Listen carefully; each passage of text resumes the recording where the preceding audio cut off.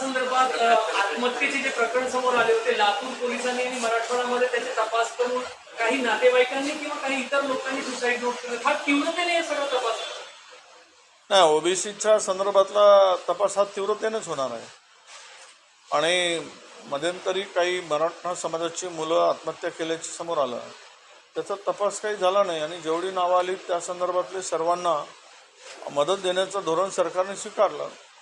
आता ह्यामधल्या आत्महत्या त्या काय चौकशी करत असतील तर सरकारचं स्वागत आहे. ओबीसीवरचं प्रेम या निमित्तानं ते दिसत आहे असा त्याचा अर्थ होतो. आम्ही अनेक मराठा दाखवून ओबीसीच्या तरुणांचा खून केला गेला हा गंभीर आरोप मी करतो आणि ते पुढेही आलं, काही वृत्तपत्रातून आम्ही वाचलं. त्या संदर्भात ते प्रकरण पुढे गेलं नाही. आत्महत्येच्या संदर्भात, मराठा आरक्षणाच्या संदर्भात ओबीसी तरुण गेला त्यालाही मराठा दाखवलं. तर हे सगळ्या गोष्टी ज्या काही चालल्या आहेत, पण यामध्ये गांभीर्य लक्षात घेतलं पाहिजे की समाजामध्ये या आरक्षणाच्या संदर्भात काय वेदना आहेत, त्यांच्या नातेवाईकामध्ये काय वेदना आहे, की या आरक्षणाच्या संदर्भामध्ये जे आरक्षण आता ओबीसीचं घालवू पाहतंय सरकार जरांगेंच्या माध्यमातून, तर मला हे वाटतं की यांच्यावर झालेल्या अन्यायाची परिसीमा आहे. म्हणून नातेवाईकांनी सुद्धा या संदर्भात त्यांची भूमिका ही तीव्रतेनं पुढे आली आहे असं त्याचा अर्थ होतो. शिवसेना धनुष्यबाण चिन्हाबाबत सुनावणी आहे, काय वाटतं? आता न्याय प्रविष्ट आहे, न्यायदेवतेपुढे हा विषय आहे. संविधानावर विश्वास असणारी मंडळी आहेत तिथे, काही का असेना काही प्रमाणात आहेत. त्यामुळे संविधानावर आधारित हा निकाल उद्या येईल. कायद्याचं राज्य आहे, कोणीही कायदा मोडून कुठलाही निर्णय होऊ शकत नाही, घेऊ शकत नाही. अशा प्रकारची संधी आज चालून आली आहे आणि न्यायालयाकडून ती अपेक्षा आहे की उद्याच्या पिढीला हा निकाल हा नक्कीच एक दिशा देणारा निकाल असा असणार आहे की निर्णय हे कायद्याने आणि संविधानाने होतात हे दाखवण्याची संधी सर्वोच्च न्यायालयाला आहे उद्या, असं माझं मत आहे. छगन भुजबळांसमोर नाराजी व्यक्त केली. काही विशिष्ट नेते जातीवर टोकाची भूमिका घेतात आणि त्यामुळं पक्षाची प्रतिमा संभ्रम निर्माण होत आहे. आता तो त्यांचा प्रश्न आहे, कोणामुळं काय त्यांचं नुकसान होत आहे त्यांनी तो निर्णय घ्यायचा आहे. पण एक आहे की हे ज्या वेळेस जरांगे पाटील आले त्याच वेळेस जर अजितदादा म्हटले असते तर त्याला बॅलन्स आहे असं म्हणता आलं असतं, त्यांचं स्वागत आहे असंही म्हणता आलं असतं आम्हाला. छगन भुजबळ म्हणते ओबीसी उमेदवार पाडून म्हणणाऱ्या विरोधात सगळे ओबीसी नेते एकत्र येऊन लढले. नाही, नक्कीच आता ती भूमिका आम्हाला जर उद्या स्वीकारावीच लागेल. शेवट आम्ही ज्या समाजाचं प्रतिनिधित्व करतो, ज्या समाजाने आम्हाला आमदार केलं आहे, लोकप्रतिनिधी केला आहे, त्या समाजासाठी लढणं, त्या समाजाच्या हक्कासाठी रस्त्यावर उतरणं हे आमचं कर्तव्य आहे. आणि ते जर कोणाला खपत नसेल तर त्यांची भूमिका त्यांनी मांडावी. पण एक नक्की की या संदर्भात आम्हाला जर आमच्यावर कोणी अन्याय करत असेल आणि बघ्याची भूमिका आम्ही घेऊ असं कोणाला वाटत असेल तर आम्ही घेणार नाही आणि आम्ही थांबणार नाही. हो, तुमच्या सभेसाठी कुठल्या ओबीसी नेत्यांना निमंत्रण असेल? तुम्ही छगन भुजबळांना बोलावलेलं आहे का? आणि ओबीसी म्हणून सगळे नेते तुमच्या व्यासपीठावर पाहायला? बघा, हा माझा काही मेळावा नाही. एकतर सर्वप्रथम सांगतो, सकल ओबीसी समाजाने आयोजित केलेला मेळावा आहे, त्यांची ती सगळी मंडळी आहे, मी त्यांच्याबरोबर आहे आणि ओबीसीचा कार्यकर्ता म्हणून मी सोबत आहे. माझ्या नेतृत्वात वगैरे हा मोर्चा असं काही कोणी गैरसमज घेऊन मिळाला असते तर मी तशीच पॉम्पलेट छापले असते. पण मी त्यामध्ये एक ओबीसीचा नेता म्हणून, कार्यकर्ता म्हणून मी लढतो आहे. सगळ्यांना आमंत्रण आहे, ज्यांना या ओबीसी मोर्चामध्ये यायचं आहे त्या ठिकाणी ते मोर्चात येतील आणि मोर्चात आपली भावना, भूमिका मांडतील. त्यासाठी आम्ही सगळ्यांसाठी या मोर्चात येणाऱ्यांचं आम्ही स्वागत करू. जरांगे पाटील यांनी राहुल गांधी यांना दिल्लीचा लाल्या असं केलेलं आहे. त्याला तो लहान वयातला बाल्या आहे, त्यामुळं त्याला तसे शब्द समजतात आणि कळतात असाच त्याचा अर्थ होतो. जशी ज्याची बुद्धी तशी त्याची वृत्ती, त्या बुद्धीप्रमाणे ते बोलतात. तर ते बालिश बुद्धी असेल तर मग बाल्याला दुसरा शब्द कुठला सुचणार आहे, असा त्याचा अर्थ. पंतप्रधान नरेंद्र मोदींचा आज मुंबई दौरा आहे, 2 दिवसाचा दौरा आहे. कसं काय खात आहे, हात झटकून निघून जाण्याला अर्थ नाही. कारण महानगरपालिकेच्या निवडणुका आहेत म्हणून अपुरं असलेल्या टर्मिनसचं काम, अपुरं असलेल्या एअरपोर्टच्या उद्घाटनाचं काम आज मोदी साहेबांच्या हस्ते होत आहे. खरं तर ते टर्मिनल पुरं झालं नाही आणि रेग्युलर फ्लाईट ह्या डिसेंबरमध्ये सुरू होणार आहेत. डिसेंबरचे डेडलाईन आहे. मग आतापासून अट्टास का की एवढं उद्घाटन केलं पाहिजे? तर त्यामध्ये महानगरपालिकेच्या निवडणुका आहेत, त्याचा फायदा घेण्यासाठी या उद्घाटनाचं आयोजन केलेलं आहे आणि त्या इव्हेंटमधून मतं घेण्यासाठी केलेली युक्ती आहे असं त्याचा अर्थ होतो. दुसरी गोष्ट की आता आलेच महाराष्ट्रात तर भरभरून पॅकेज देऊन जा शेतकऱ्यांसाठी, नाही तर आलेत आणि फीत कापून गेलेत तर महाराष्ट्राच्या शेतकऱ्यांना वाऱ्यावर सोडू नका. देशाचे पंतप्रधान आलेत महाराष्ट्रात आणि भरभरून काहीतरी देऊन गेलेत आणि शेतकऱ्याला दिलासा देऊन गेलेत तर त्या दौऱ्याचा काहीतरी फायदा होईल, नाही तर फीत कापून गेल्यानं काय फायदा होणार आहे.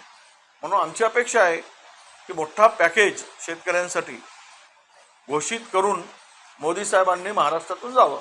चंद्रपूरमध्ये परमेश्वर मिश्राने शेतकऱ्यांनी आत्महत्या केली आणि गंभीर आरोप तिथले आजी माजी खासदारांवर लागतात. नाही, असं आहे की मी त्या संदर्भात ऐकलं आहे. मी काय अजून माहिती त्याच्याकडे नाही आहे, नेमकं प्रकरण काय आहे. त्यामुळं माहिती घेतो मी आणि मग बोलतो. मराठ्यांनी सावध होण्याची गरज आहे, जरांगे पाटील म्हटलेले आहे. उच्च शिक्षण आणि नोकऱ्या मिळवाव्या. नाही, मिळवलंच पाहिजे ना. प्रत्येक समाजाचा तो अधिकार आहे, तो मिळवलंच पाहिजे. जरांगे म्हणतायत ते बरोबर बोलत आहेत, पण ते यातूनच पाहिजे त्यातूनच पाहिजे नाही. तर तुम्ही स्वतःच्या वेगळं स्टेप घ्या, मागा आरक्षण सरकारला आणि त्यातून घ्या ना, सगळं घ्या. पण यातून घ्या त्यातून घ्या, दुसऱ्याच्या ताटातलं उडवून घ्या, ही भूमिका नको. ही आमची भूमिका आहे. आमच्या ताटातून तुम्ही घेऊ नका, तुमच्या ताटात पुन्हा पाहिजे ते पदार्थ वाढून घ्या, सरकारकडून मागून घ्या आणि पोट भरसपर्यंत जेवा. आमचं काही म्हणणं नाही. पण आमच्या गरीब समाजाच्या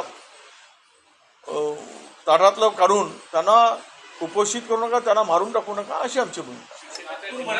करण्यासाठी भाजपने मायक्रो प्लॅनिंग सुरू केली आहे. शासनाच्या योजना घरोघरी जाऊन ते माहिती देत आहे. काँग्रेसची काय स्थिती आहे? काँग्रेस आले ना आता काय योजना आहे तर दिसतंयच आहे.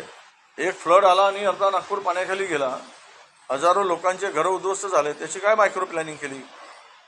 निवडणुकीसाठी मायक्रो प्लॅनिंग करतात तसं जनतेसाठी करा ना. काय योजना आणल्या तर वाट लावली आहे ना नागपूरची, सगळं दिसते ना.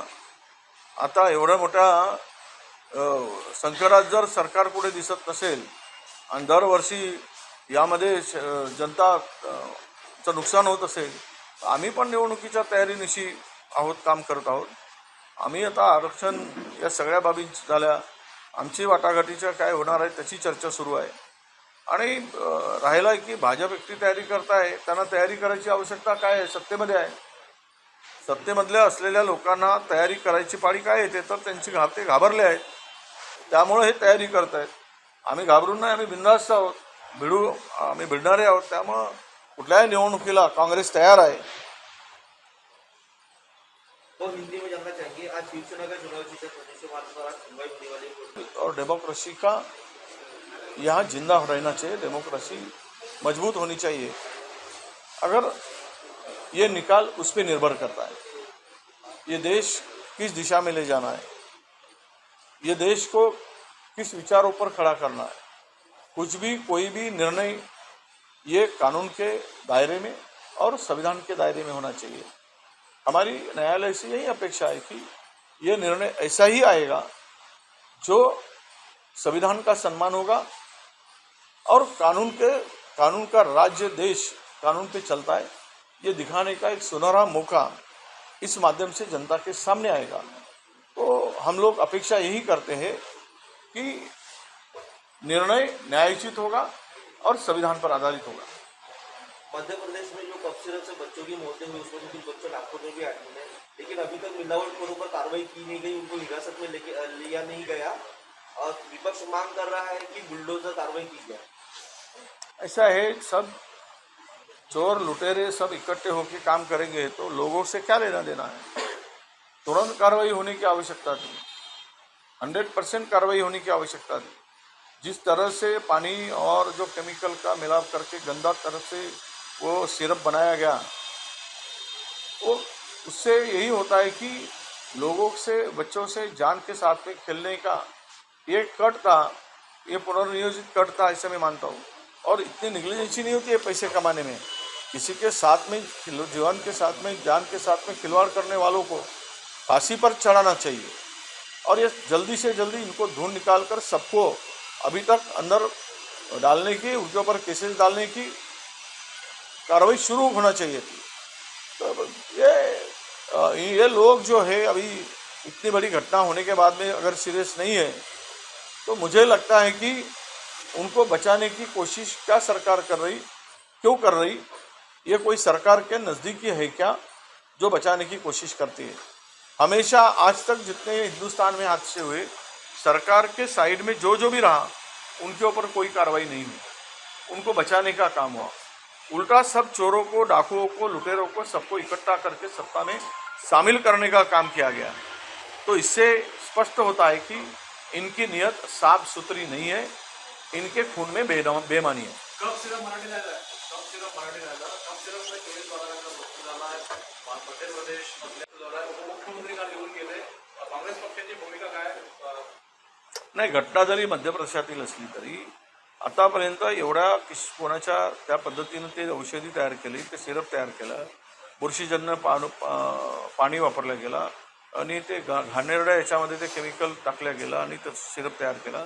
पण यातून जे मुलांचं नुकसान झालं, मुलांचा जीव गेला, आतापर्यंत त्या मध्य प्रदेश सरकारने कडक कारवाई करून आरोपींना आत घालण्याची आवश्यकता होती। पण या सरकारची भूमिका कधीच आरोपी जर जवळचे असले तर वाचवण्याचीच राहिली आहे।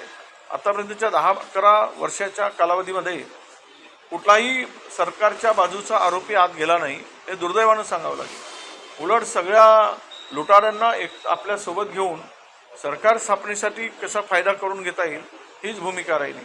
आता या कंपन्या कोणाच्या आहेत, काय आहेत, का कारवाई होत नाही, हा खरा प्रश्न येतो। याला वाचवण्याचा कोणाचा प्रयत्न आहे, कोणाच्या जवळच्या आहे? त्यामुळे सरकारने किमान लोकांच्या जीवाशी खेळू नये आणि त्वरित कारवाई केली पाहिजे, अशी आमची अपेक्षा आहे।